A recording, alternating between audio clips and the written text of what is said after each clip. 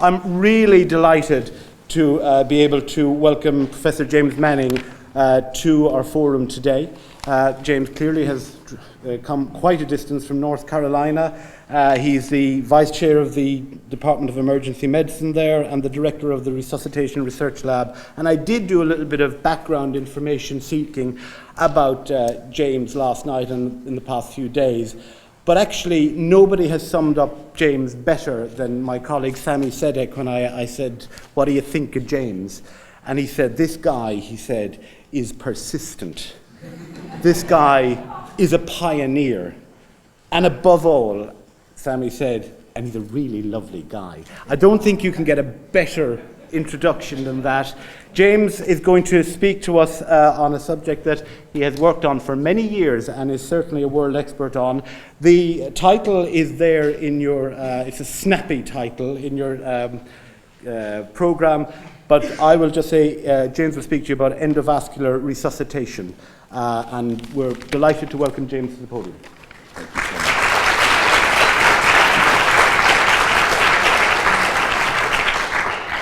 Okay, so you can hear me okay. I'm all right as far as positioning stuff. So I'm going to start a timer because I can get a little excited about this and get a little long-winded, and I'll try to make sure that I stay on time because I know lunch is next. So what I'll do is, let's see, we've got this up and running. I just need to open it up. I'll just begin by saying, now I've started out this visit. I didn't just arrive, yesterday. I actually came in on Sunday and had the last 2 days to sort of be here and actually interact with the Air Ambulance systems, which has just been a marvelous experience. On Monday, I rode along with the Physician Response Unit car in London, and then yesterday I flew with EHAAT. I guess it was the Herts Air Ambulance specifically that I was with yesterday, and had it was just a fantastic experience and very informative. So, interestingly, on both days, I'm here to talk about some ideas for cardiac arrest therapy, and we had a cardiac arrest on both days. And both of them had some challenges to them, was trying to figure out exactly what's going on and how do you treat them, especially when we wound up in both cases with a pulseless electrical activity rhythm, a PEA rhythm, and not exactly sure what was going on. And so there are clearly challenges still to cardiac arrest therapy, and we're going to hopefully kind of go through some of this, and I'm going to try to tell you about what I hope are some exciting ideas for how we can actually advance resuscitation care and do really invasive extracorporeal support in the field for cardiac arrest patients that will hopefully improve our outcomes even more. So I'm going to move right along. Just very quickly, I just want to try to touch on, just kind of frame this a little bit with just a couple of historical milestones. So if you look back at all of where did resuscitation come from? Defibrillation was developed in the late 1950s. Around 1958 was really sort of when the first sort of defibrillators kind of came out. And artificial ventilation was being worked on in the late 1950s as well by a doctor named Peter Safar. How many people know the name Peter Safar? Just raise your hand. There are a few. No. Probably if there's a single individual, and there's no one person that can ever be credited with this, but if you take a single individual who managed to take chest compressions and ventilation and everything together and put them together into what is we call CPR now, it was probably Peter Safar. He put it all together. It really was the first to do that. But one of the key things that really kind of kicked it all off was actually in 1960 when closed chest cardiac massage was described for the very first time. Prior to that, if someone tried to resuscitate you from a cardiac arrest, it was generally in a surgical area. A surgeon did a thoracotomy and you did open chest cardiac massage. And up until 1960, that was the only way you were ever resuscitated from a cardiac arrest.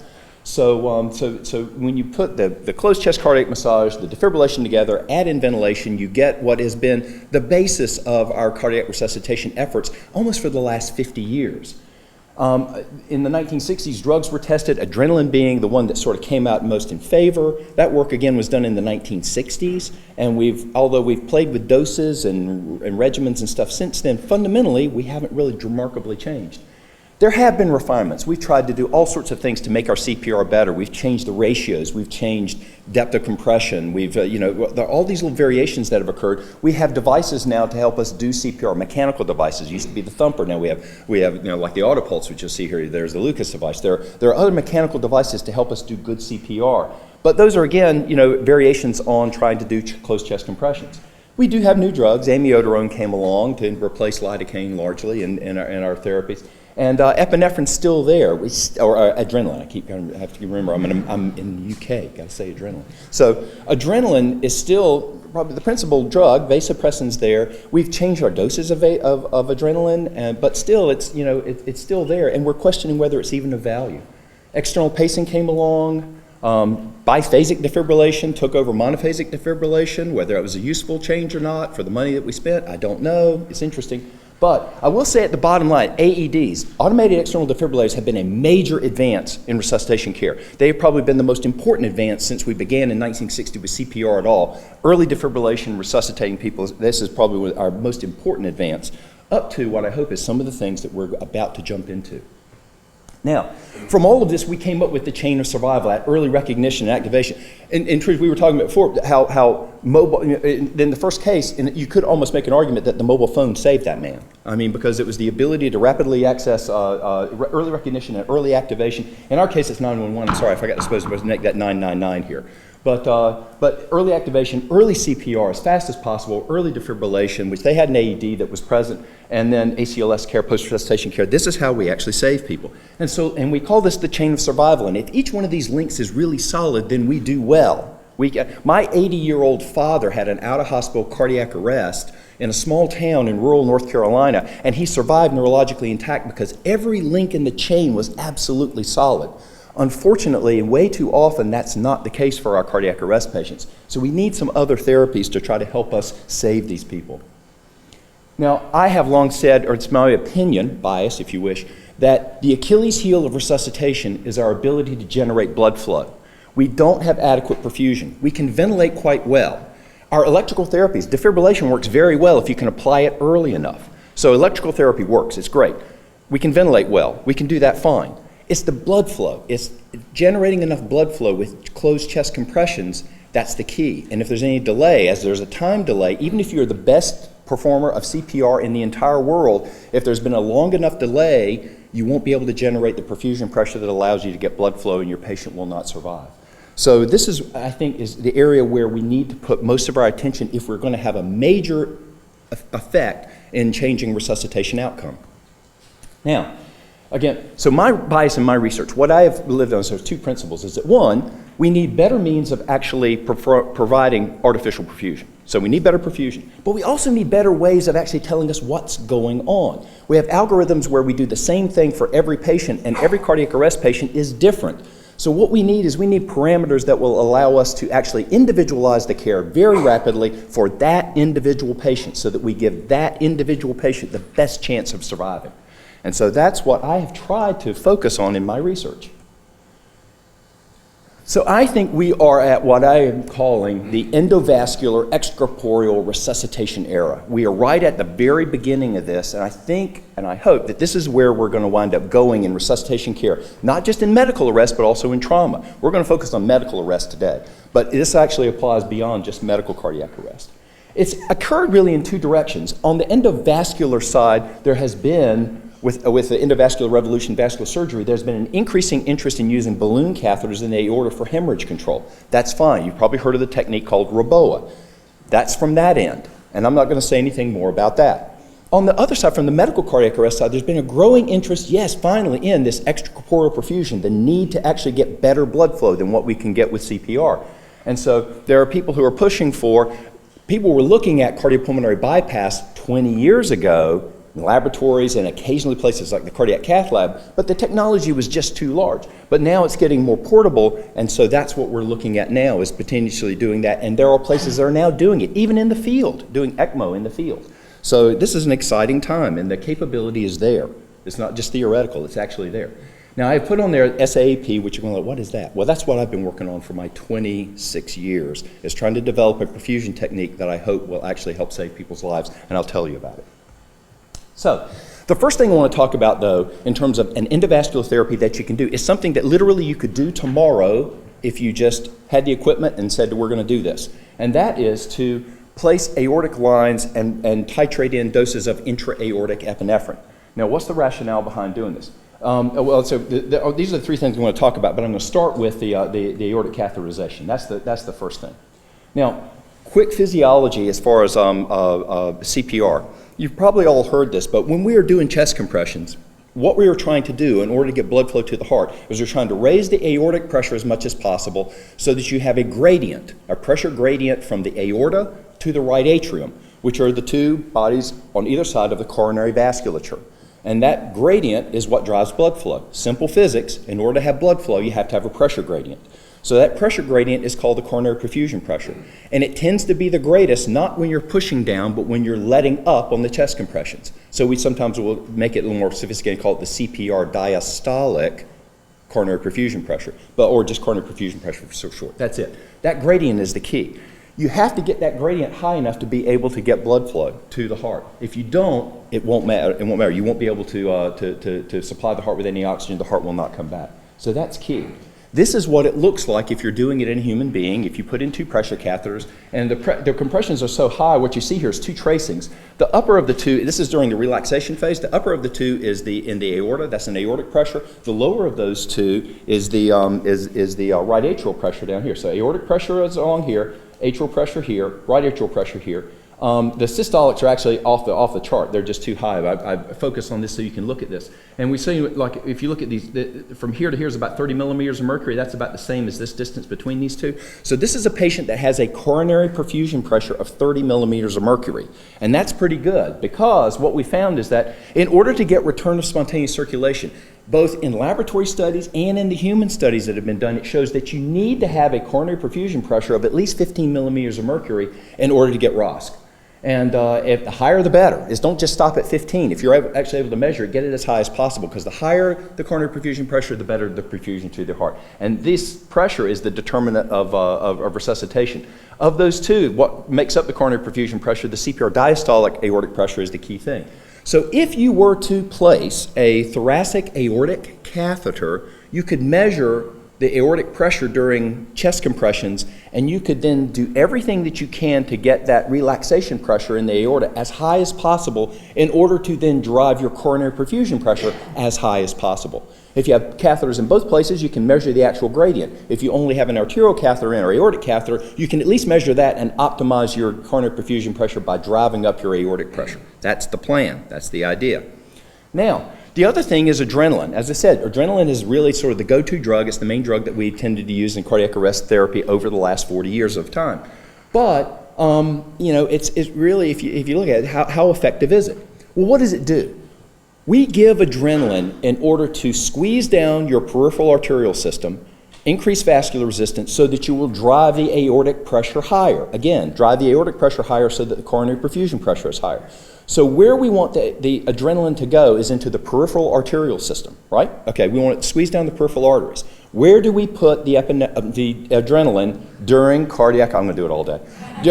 Where do we put the adrenaline during cardiac arrest? We put it into a peripheral vein, right? Generally, that's where it goes, in a system where you've got low perfusion. So what happens to that adrenaline? How fast do you think it gets around to the arterial system where you need it and where you'll get the vasoconstrictor effect?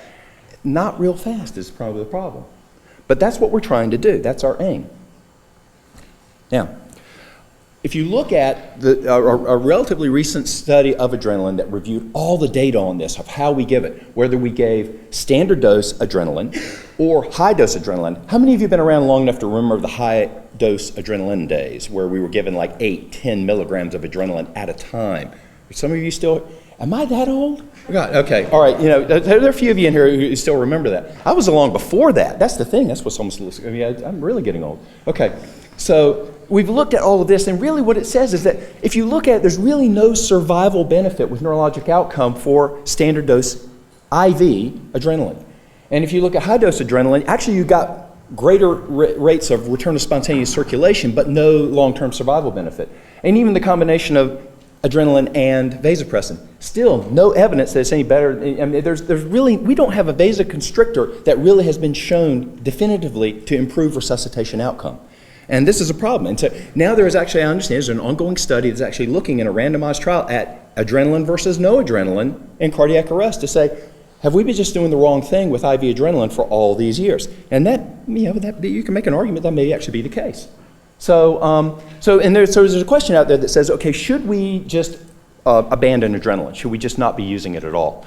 My view on this is, well, maybe IV adrenaline is not the way to go. I wouldn't abandon adrenaline completely because there are other ways of giving it.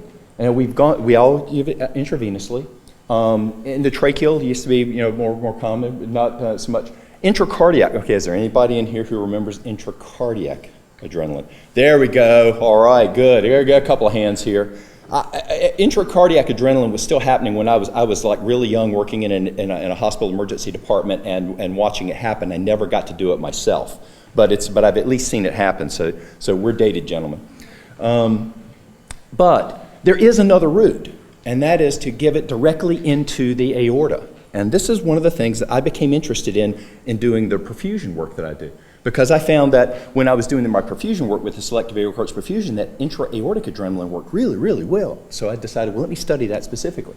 So I did a study a long time ago. As you can see, this will, in fact, date me quite a bit, because in 1993, how long ago was that, I was looking at aortic arch epinephrine versus central venous adrenaline. Now, you think if you're going to give it intravenously, there's no better place to give it than central venous. I mean, you give it right into the right atrium. That's as good as you're going to get in terms of on the venous side, right? Well, if you look at that and say, well, what's the effect? Well, here's the central venous adrenaline. And if I gave central venous adrenaline, this is where we're doing CPR along in here, and then we give some adrenaline. And you can see that actually some of them do really, really well. The pressures go up. This is the aortic pressure as it goes. The aortic pressure goes well up. Some of them don't do so well. So it's more sort of spread out. It's like some do well, some don't do well, and that's probably sort of what we see when we give peripheral intravenous adrenaline. However, if I gave the adrenaline directly into the aortic arch and rapidly distributed it to the peripheral arterial system, the interesting thing was that you saw, this is where we gave the adrenaline right here, and within, the plateau begins about here. Within about 20 to no later than 50 seconds, I already know what the maximal vasoconstrictor effect of that adrenaline is. And what that means is that instead of, in the algorithm, giving adrenaline every 3 minutes on the clock, what you do is you give it a dose of adrenaline, you look and you see what happens. Because the beauty of it is if you have the catheter in the aorta, not only can you give the intra-aortic adrenaline, you can tell what it's doing. You've got a parameter that actually tells you what the physiologic response is. So you can give a dose, what's your effect, assess in 30 seconds. If you've gotten an adequate effect, good. If not, give another dose and rapidly titrate to effect so that you are actually able to optimize the coronary perfusion pressure and hopefully, by doing so, improve the resuscitation outcome. And one of the interesting things that we ended up finding when we did this is that, and this is telling, is that how robust of a response you had to the intra-aortic adrenaline depended on what your coronary perfusion pressure was before you started. So unfortunately, what that means is that the patients that had the best coronary perfusion pressures are the ones who responded the best to it, which in converse means that those that really needed the adrenaline the most in order to boost their pressure up were not getting it, and that's probably because we weren't circulating it. That's the problem. And so we need a different way of giving adrenaline if we want to get the therapeutic effect that we're looking for. So aortic adrenaline works really well. It works really fast. You can titrate to effect. The optimal dose you can determine based on the needs of the individual patient. And you have that ability to measure aortic pressure so that you see the response, and you can tell when you've got return to circulation. If you get a PEA rhythm back, you can look at this and say, is it PEA with no cardiac activity, or is it PEA with maybe just profound hypotension? You're getting them back, but you're not quite there yet. And it helps you make decisions about what you're going to do therapeutically. And again, this is something, I've even done this in the field in the United States, which means you can certainly do it because you can do things that we can't seem to manage to do in the United States. So it's, that is clearly an opportunity for you. Very quickly, just to show you, I thought for those of you who were just curious about the high-dose adrenaline story, I did a study where I actually looked at giving intra-aortic doses of adrenaline and then and just gave it serial every 3 minutes. And you can see here that what happens is that by giving intra-aortic adrenaline, this is the aortic adrenaline, this is intravenous. By giving intra-aortic, you get this robust response. Just like I said, it wears off after about 3 minutes. So the idea of giving adrenaline every 3 minutes kind of makes sense because that's about the physiologic time span that you get an effect. But I gave 5 doses of intra-aortic adrenaline, standard dose, just the standard dose that we typically get, 0.01 milligrams per kilogram.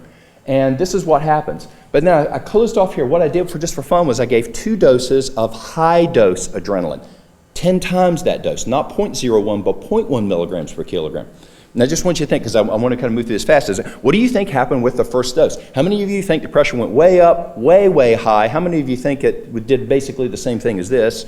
How many think it went way high? You gave 10 times the dose and the pressure just went skyrocketing high.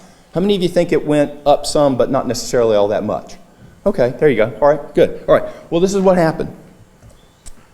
There you go. Here is your dose of 10 times the epinephrine, 10 times the adrenaline right here. And look at what it did compared to the others. A little bit higher than the last standard dose adrenaline, but that's not very impressive for 10 times the dose, is it? Great. Okay, so you got an effect, but nothing impressive. Okay, so I gave another dose of high dose adrenaline. Okay, who wants to guess what happened here? Just think to yourself. Again, same sort of thing. How many of you think, well, more or less the same thing happened? You know, you got a bump like this, but it wasn't really all that dramatic. It was just kind of like same old, same old. How many of you think that was the case? How many of you think that it went up, actually this time it went up much higher? Okay. How many of you think it didn't do all that much? Bingo. Look at that. Virtually no effect after a second dose of high dose adrenaline. This is my argument for why high-dose adrenaline worked and didn't work, so to speak. I think we got better return of spontaneous circulation with high-dose adrenaline because we gave a whopping dose intravenously. We slowly percolated maybe 1 out of those 10 milligrams around to the arterial side. We got a vasoconstrictor effect that was enough to raise the coronary perfusion pressure. We were then able to get return of spontaneous circulation. Wow, great, we've got ROSC. But then what you did as soon as you got return of circulation is you then mobilized the other 9 milligrams of overdose adrenaline that you did not need. You shut down your adrenergic system, you're refractory to further therapy, you go to your intensive, I guess the ITU here or the CCU, and you die. And that's what happened. I think that's why this didn't work. It's not that adrenaline doesn't work, it's just that you have to give it in the right place in the right dosage, which is true of an awful lot of things we do in medicine, right? There you go. All right, so the idea is, and I wanted to emphasize this maybe just a little bit, because this is something that you can do today. You could literally say, we're going to take pressure catheters into the field in a cardiac arrest patient. This was my viewpoint, because I did this in the field, where I went into the field and to cardiac arrest patients, and I looked and I assessed and said, if we are going to try to resuscitate this patient more than the next 5 minutes, I am going to place a femoral artery catheter. I'm going to slide down a pressure catheter blindly all the way up to the thoracic aorta. I'm going to measure the pressure, change the CPR in order to maximize the perfusion pressure, and I'm going to titrate in doses of intra-aortic epinephrine and titrate to effect until I maximize the maximize the coronary perfusion pressure. When I hit the maximum, I'm going to stop. When I don't get any further improvement with another dose of epinephrine, that's it. Giving more adrenaline is not going to help me if I'm not going to raise the coronary perfusion pressure any further. But you do at least titrate the dose that you need to the patient. You don't overdose them. Just what you need, no more. That's the idea. And I did actually finally, even though I actually was out doing this about 20 years ago, I finally kind of wrote this up as a feasibility thing about how you can actually go into the field and place an aortic catheter blindly. So if I can go into the field and place a catheter blindly 20 years ago and do this and titrate therapy, then you in these air ambulance systems, because I visited you enough and I know how capable you are, you can do this no trouble. So it's just a question of if you think it's valuable enough to actually try it or to implement this, among other things that we're talking about. And what we did, when I went into the field, I monitored 22 patients that had failed all the initial resuscitation, failed early defibrillation. And in those 22 patients, I placed the catheters, changed CPR, intra-aortic epinephrine titration, adrenaline titration, and I got 11 of those 22 back stable enough to get them to the intensive care unit, where then they weren't as aggressively treated as I guess I would have hoped for at that time 20 years ago. None of them wound up surviving, but we were at least doing the key thing we wanted to do, which was to get return of circulation and give the patient a chance. In present day, with our more sophisticated critical care, I think maybe some of those patients might have survived. But I'm just going to quickly show you, this is very fast. This is the system that I had a pressure lines all set up. This was the little ProCac monitor that I carried into the field with a saline, heparinized saline bag ready to go. I could spike that, clear the lines, zero the 2 lines, and I could be ready to measure 2 invasive pressures in 60 seconds, which just means that you can do it if you want to. You just have to decide what it is you need to do, how you're going to do it, set it up and do it. And again, you're the kind of people that do that very well. So had a pack, a single pack, opened it up, had the lines in it, had these are the pressure catheters that were used that would reach the central circulation, a cut-down tray. If I couldn't get percutaneous access within 2 minutes, I would do a cut-down to the femoral vessels in order to get the catheters in. I just did a blind measurement from the inguinal crease where the catheters were to the umbilicus, in this case up to the angle of the sternal angle, because I was just trying to get the catheter high in the aortic arch. There's no balloon on it, so it didn't really matter exactly. But I placed them blindly, and when I got to the hospital, and all of those that I got back, I got chest x-rays on, they were always in the right place. So you can blindly place an aortic catheter, whether it's a pressure catheter like this or a Reboa catheter for trauma. We can do this, and we don't have to have imaging technologies. If we can come up with them that are fast, that's fine. If we don't, that shouldn't impede us from trying to get out and save these patients with these types of interventions. You can measure the aortic pressure and just test it and just base your therapy on aortic pressure, or you can put in both lines and measure the coronary perfusion pressure online and do both, okay? So, what I would just simply tell you is this is what I do truly believe. For the use of adrenaline, the most effective route is directly into the aorta. That's because it gets you to the effector sites as fast as possible. And so that's just for what it's worth. This is one of those things that can be done. Now, I'm going to move to the technique that I have really literally spent over a quarter century working on, and that's called selective Aerocart perfusion. The idea came from when I was a research fellow in 1988. I was looking at the mechanism of blood flow during CPR. How do we generate blood flow? And what I came to the end of it after reading, I think, virtually all the world's literature on the mechanism of blood flow, whether it was a cardiac pump where you're squeezing the heart or it's a thoracic pump where you just intrathoracic pressure fluctuations that generates blood flow, I got to the end of it and said, this is my impression. It's variable. You know, in some patients it's a little more of a cardiac pump, in some patients it's more of a thoracic pump, it's probably some blending of the two, it depends on the individual, and you know what, the bottom line is it doesn't make much difference because whether it's a thoracic pump or a cardiac pump, it doesn't work all that well. If you do really good CPR, in time, you can generate at best about 30% of normal blood flow. Now that indeed we know may be enough to get your patient back.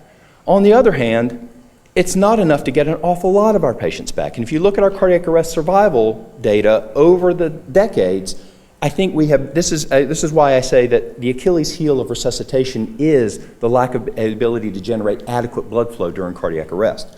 So at that time, I knew that there were people playing in laboratories with cardiopulmonary bypass, which was a big machine that was about half the size of that table that would be wheeled around and would take like 20 people to lift. So that was not really practical, especially for the field where we needed to get into the field to try to treat these people fast. So I was trying to think of what's an invasive technology that would allow us to actually perfuse the heart and the brain really, really well, but also be simple enough that we could take it into the field and do it in the pre-hospital care setting where it's time critical, where we need to be able to intervene in order to give these patients the best chance of surviving. And so I came up with this idea of selective aortic arch perfusion, which is the idea of taking a balloon occlusion catheter, placing it in a femoral artery, blindly feeding it up into the thoracic aorta, and so long as it is somewhere between the left subclavian artery and the diaphragm, fundamentally when you blow up the balloon, you have limited yourself to be able to perfuse just the heart and the brain pretty much through the catheter. It has a large enough lumen that will allow you to actually generate flow to the heart and the brain.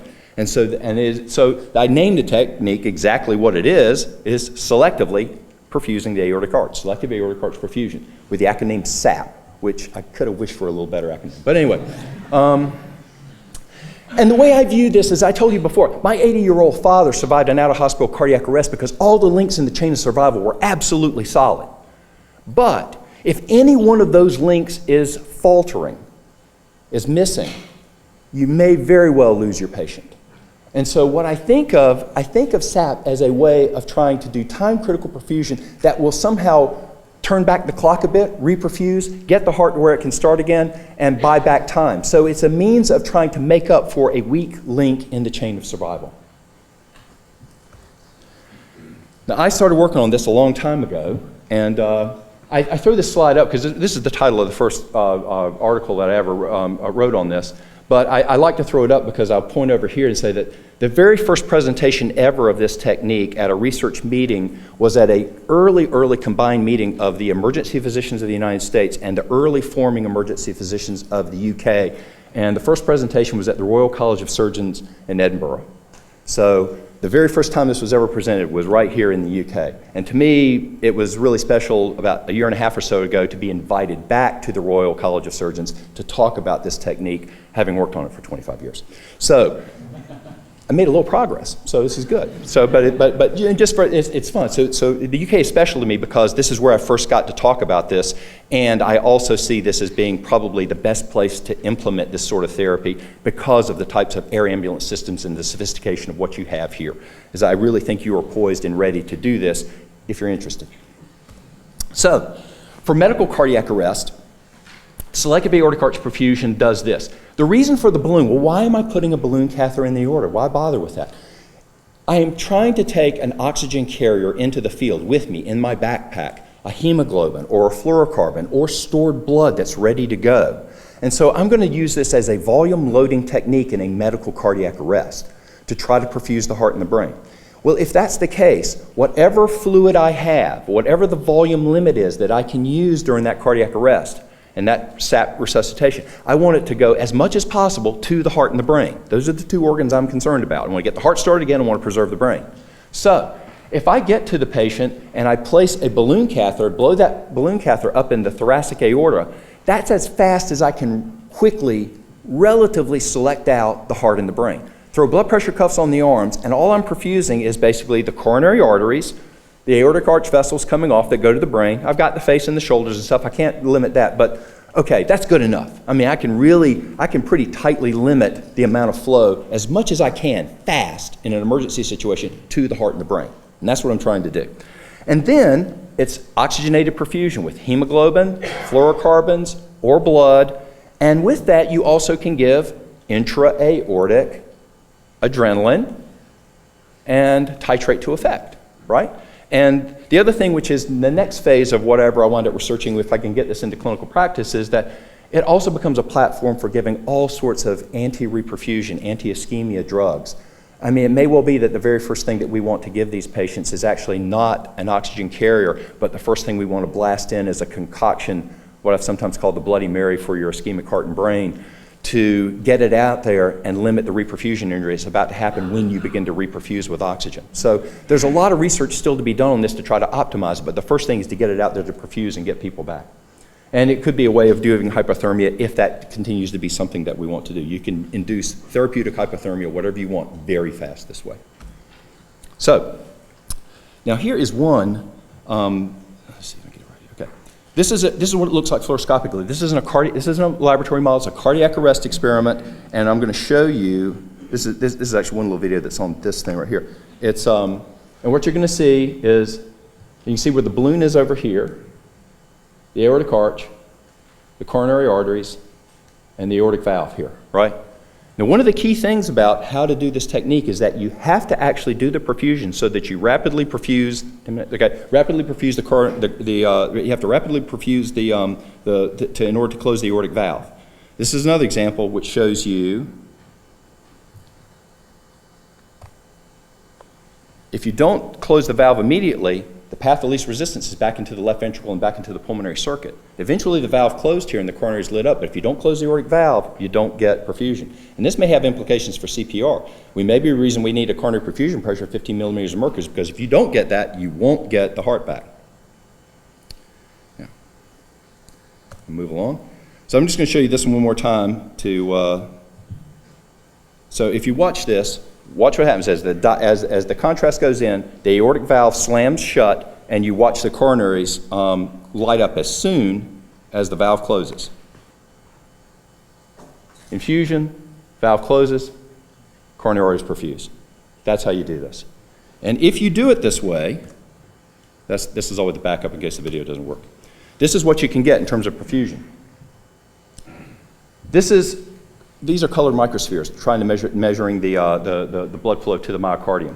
This is in a series of experiments where this is prior to cardiac arrest. So this is what the heart is normally seeing when the heart is normally beating on its own. We then put them at ventricular fibrillation. This is what the heart is seeing during CPR during cardiac arrest. And you can see that, just like as in real life has been shown before, the CPR blood flow is a fraction of normal. Now here, this is still CPR, it's a control, but these three are three variations on how to do the selective aortic arch perfusion. And if you look here, this is myocardial blood flow. You can see that you actually get not a higher fraction, you get supranormal levels of perfusion to the heart. And the reason you can do that with selective aortic arch perfusion during cardiac arrest is because the heart is not beating. You normally perfuse your heart during the diastolic phase of contraction. In this case, what you can do is you can perfuse it continuously, which means that you get very robust perfusion of the heart and the brain. So the heart gets a lot of blood flow, which is why in this technique it works so well. And this is what it looks like here. So I try to, this is one of the catheters that we're using. I guess I'm running a little slower on time. Can we show video number 1? I'm going to show you a video that actually demonstrates the use of this.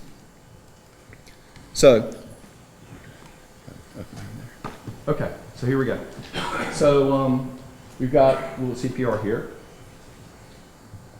What you're going to see is, now this is already a ventricular fibrillation pattern, and this is slower. And you see this fib pattern looks pretty good, but this is actually compressed by 2.5 times. So if you stretch this out, you can say, well, it's a pretty good fib pattern, but it's actually gotten to where the energy level on it is relatively low.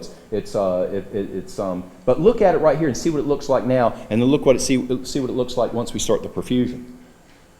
And what will happen is right here we start the perfusion where we gave a rapid bolus to close the aortic valve, just like I just showed in those videos.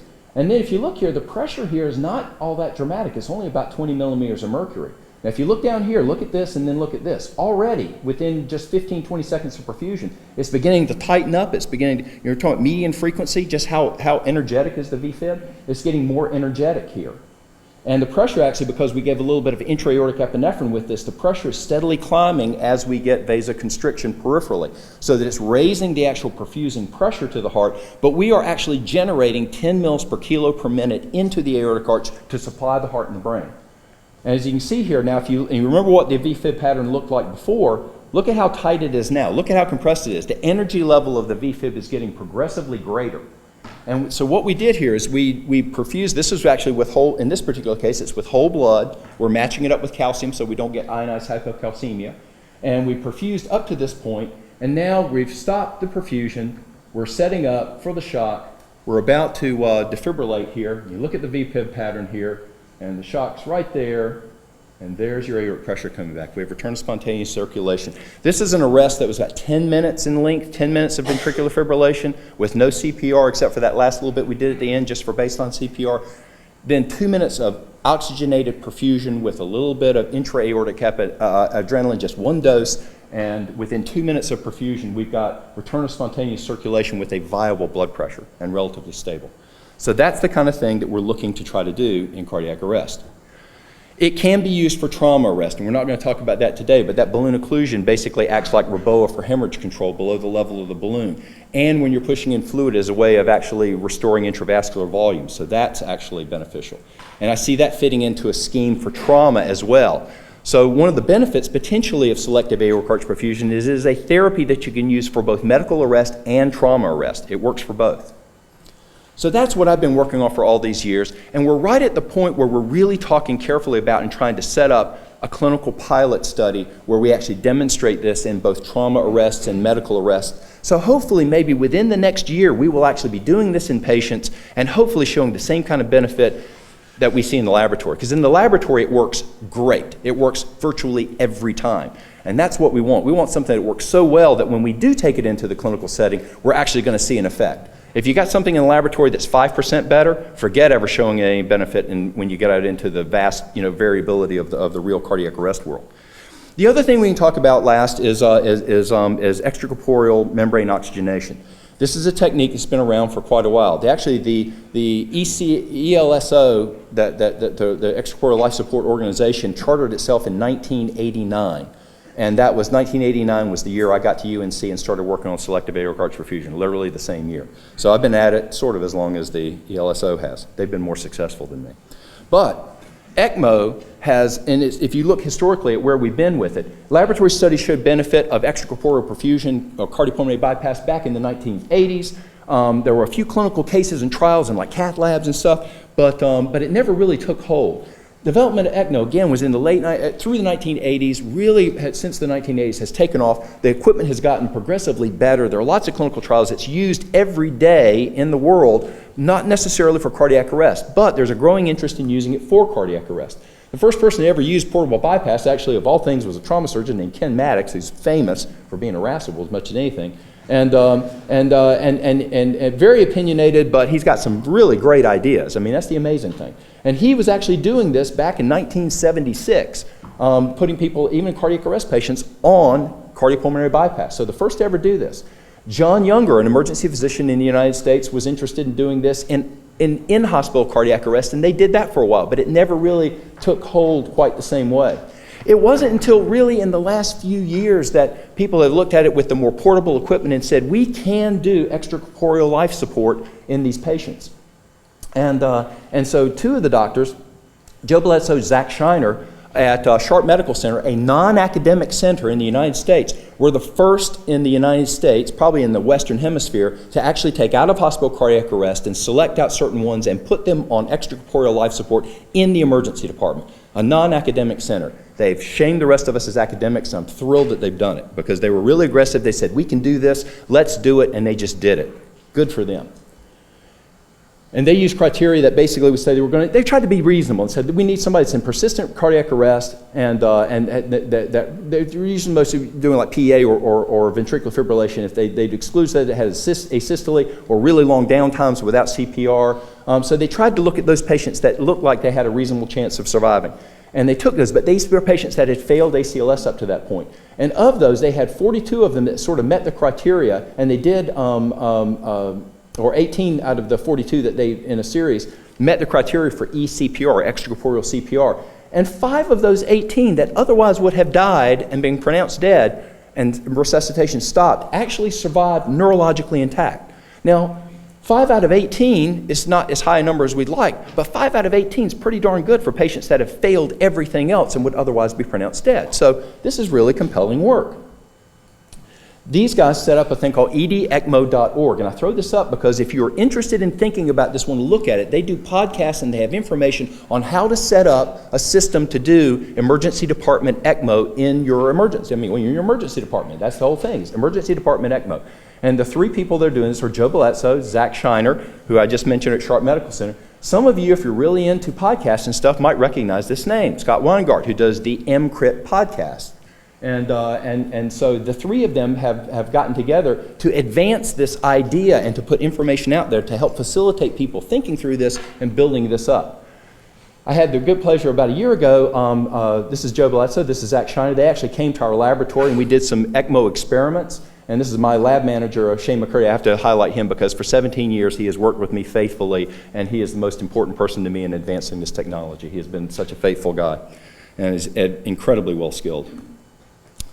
And then if you look at, well, is this being done clinically? Yes, there are a few other places. Well, okay, they're doing it clinically in the emergency department at Sharp Medical Center, but look at what they're doing here.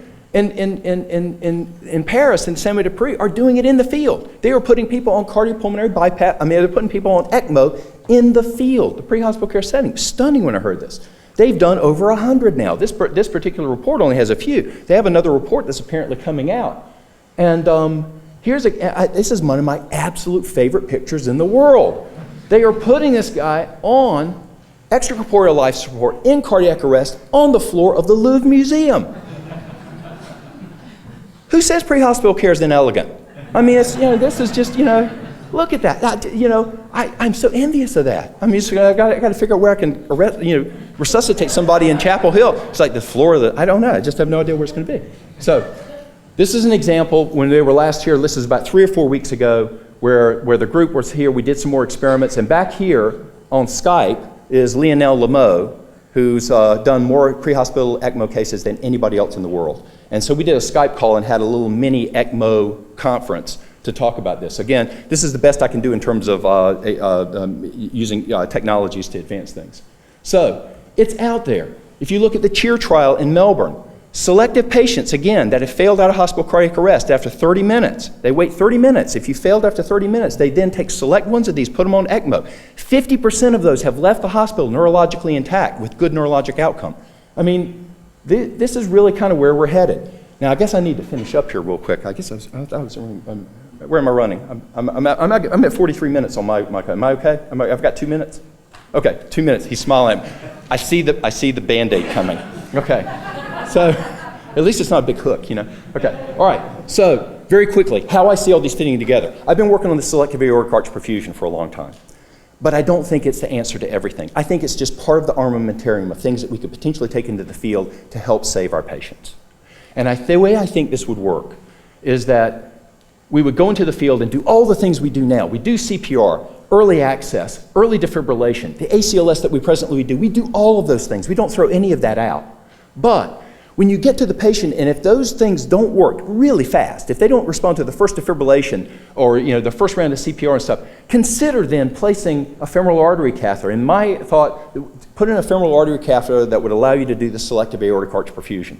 And then, if you haven't gotten them back within that first couple of minutes or so, you can begin to perfuse the heart and the brain very well, titrate in doses of intra-aortic adrenaline in order to get return of spontaneous circulation. If with the oxygen carrier you take into the field, you get to the limit of the volume that you can use, and you haven't gotten them back, the next thing you can do is actually begin to draw off venous blood and recirculate it back in, right into the SAP catheter again. And essentially what that is, I called it autologous blood SAP, which is what it is. But it also, the way I could call it is it's limited body ECMO. I'm just doing ECMO to the heart and the brain until I can get return of circulation. Then I can let the balloon down and perfuse everything. If that does not work, while you're doing this phase of it right here with the SAP, with the exogenous oxygen carrier, you don't know whether you're going to get them back or not, get venous access, femoral venous access. If you need to go to venous access and begin to pull off blood, you do that. If you're getting them back with this, that's fine. If not, in the meantime, you've got at least perfusion support to the heart and the brain until you can get large enough cannula in to go to full body ECMO. When you then put them on full body ECMO, you've got them perfused adequately. You can then steadily, carefully take them to the hospital, the PCI center. You can then get them to whatever the definitive care is, whether it's interventional radiology, like I say, PCI, or LVAD, or to the OR, what operating theater, where do they need to go? So this is how I see these things kind of structured together so that we have a series of endovascular, extracorporeal support therapies that we can use as we need for the individual patient in order to help them survive. And so that's sort of the view that I have of how this is going to wind up all working. And I've got some other videos, but I think I'm probably running a little too long. I'm right at 46 minutes, so I'm going to nail it at this. You saw a video that was at least kind of give you an idea of what's going on. This is what the setup looks like in my laboratory. This is the SAP balloon catheter right here. I haven't put it in yet. Here are 2 ECMO cannulas. We've got everything set up so that we can go SAP ECMO, full body ECMO in rapid succession. This is the way it's all set up when it's all ready to go. The SAP catheter is in. I was looking at this going, this kind of looks a little bit like the M25 around London, doesn't it? But it's really not that bad. And just like the M25, once you get to know it, no problem, right? Yeah, exactly. Okay. We've gone through a major transition where it used to be the doctor went out to the hospital and took his bag with him and took care of you in the hospital and took care of you at home. He didn't take you to the hospital because there's nothing else they had at the hospital. We then have had decades and decades of taking everybody to the hospital for care. We are now at a point where these are the modern day horse and buggies of our day. And you're a part of these. And this is how we can get to patients fast with incredibly sophisticated life support skills. And when you got teams of people like this, I had the privilege yesterday of hanging out with this group. This is actually a picture that was taken after we had resuscitated a 29-year-old cardiac arrest woman and gotten her to the hospital alive. So what a privilege, what an amazing set of air ambulance systems you have here. Your capability is just absolutely extraordinary. I'm awed by it, and I really want to collaborate with you to do some of these other things. Thank you so much for your time and attention.